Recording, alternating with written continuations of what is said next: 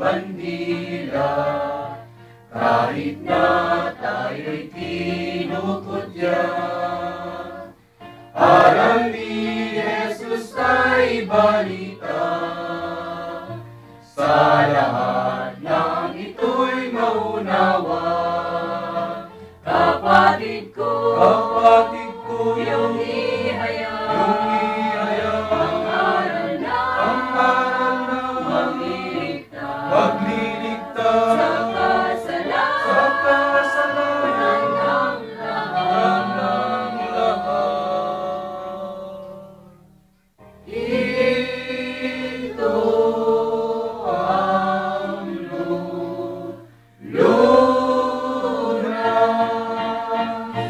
tibayan natin ang ating loob. Malapit nang dumating si Jesus.